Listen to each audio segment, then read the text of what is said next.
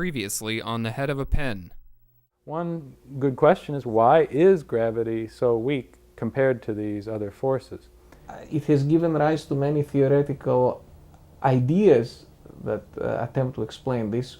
One of them is that gravity spreads itself thin by spreading inside extra-spatial dimensions, or over and above the usual 3 dimensions that we know about: height, depth, and width.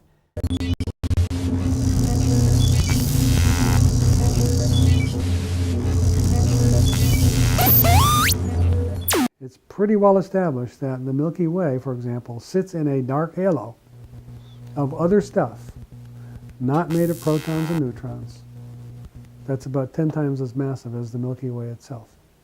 If it wasn't there, turns out the Milky Way has instabilities. The Milky Way would just fly apart. So the fact that it's embedded in this dark, massive dark halo helps to damp out those fluctuations and keep the Milky Way together. A large fraction of all the mass in the universe is due to invisible matter, matter that does not emit light, and therefore we cannot see it through normal, by looking at it, literally looking at its light, and it's called the dark matter.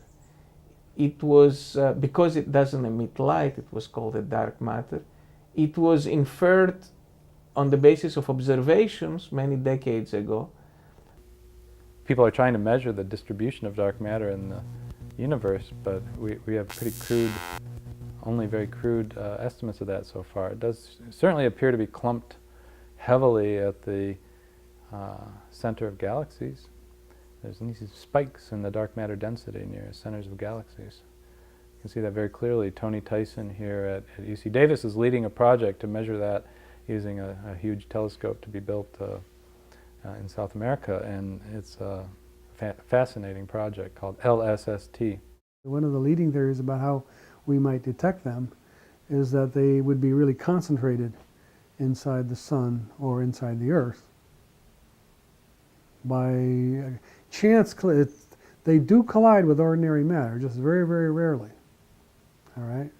And they could become concentrated at the cores of the sun and the Earth, where they could then annihilate one another and give off high-energy neutrinos, for example, very penetrating particles that would show up on our detectors. So that's one of the ideas, but it has yet to be verified. All right? But you know, they start with a certain large amount of energy at the birth of the universe. They have very limited ways to get rid of it. So they stay out in a halo. It probably extends out, I would say, tens of thousands of light years, hundreds of thousands of light years from the center of the Milky Way. People have speculated that, in fact, dark matter might be a whole sector totally unable to communicate with our ordinary matter that we know about, except through the interaction that we've seen so far, namely gravity. We've only seen dark matter so far via its gravitational interactions with our world. Light doesn't appear to interact with it. Now that's kind of odd, right? I mean, light interacts with everything, doesn't it? Well, it turns out not. Light only interacts with charged things. That's one of the... Light is electromagnetism. Electromagnetism requires electric charge to interact with it. So there could be some sort of dark matter charge, and maybe there's structure to the dark matter that we don't know about. If you have a particle, even a macroscopic rock, that's made of dark matter, which can only interact with you gravitationally, it wouldn't make a big impulse on you because gravity is such a weak force. Remember, gravity is something I can overwhelm by just lifting my hand. I can overcome the gravity of the whole Earth. So a chunk of rock made out of dark matter that goes through me wouldn't create a big impulse if the only force between that rock and me is gravitational. It can go right through me without me feeling anything major has happened. Now, symmetries in nature are either obeyed perfectly or they are what we call broken. They're disobeyed. We already know supersymmetry, if it exists, is a broken symmetry because if there is a supersymmetric partner of the electron, which has got very small mass, 511,000 electron volts mass, we don't see a corresponding spin zero partner with the same mass. If supersymmetry were perfect symmetry, then you would see an electron and its supersymmetric partner in nature. We don't. If supersymmetric electrons exist, they have very high mass, many, many times the mass of the electrons. In fact, we've got no evidence that there are any supersymmetric partners to any of the fermions we know at all. And so symmetry is not only broken, it's kind of badly broken. Well, that's interesting because we know that broken symmetries can be very useful to us. That's how we explain, for example, why the carriers of the weak force, the W and Z bosons, those particles, those force carriers have mass, but the photon doesn't. And we can write down a unified description of the forces of electromagnetism and the weak force in one neat mathematical package. And then you do your little mathematical tricks on it, and lo and behold, the Higgs boson pops out. In other words, that theory predicts the existence of a Higgs boson.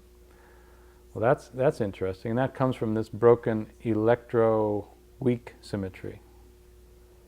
The symmetry that gives us the unification between the electromagnetic and the weak forces we call the electroweak theory.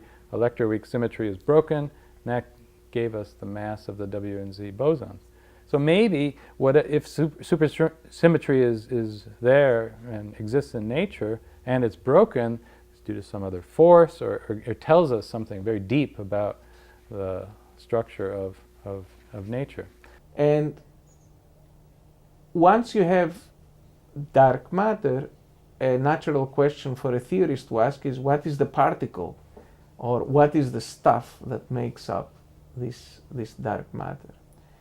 Now, in theories of supersymmetry, it turns out there are naturally other stable particles beyond the particles that we are familiar with, like the electron or the proton. There are other stable particles, and by stable I mean that particles that are so long-lived that we have not seen any evidence that they disappear or they decay in time. And these stable particles in supersymmetric theories provide as a natural candidate for the dark matter, the dark material that is the majority of the mass in the universe. So supersymmetry is useful in that it provides us with a natural candidate for the dark matter particle.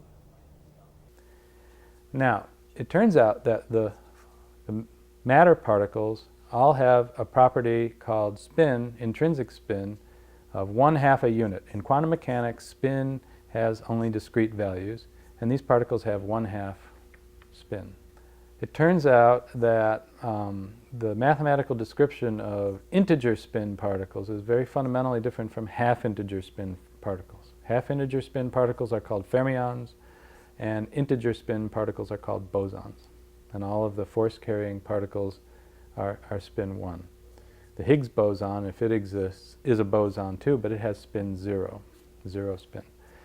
Now, supersymmetry comes along and says, why should this be the case? Why should the matter particles have spin 1/2 and the force particles have spin 0? Shouldn't there be a spin democracy of some sort? Some symmetry between fermions and bosons? Well, you can always write down symmetries like this, and people did in the early 70s write down something they called supersymmetry, which says that for every half-integer spin particle, you must have a corresponding integer spin particle. So all of these matter fermions, these spin 1/2 particles, would have spin 0 partners, if supersymmetry is a good symmetry manifest in nature. We have no evidence that it is.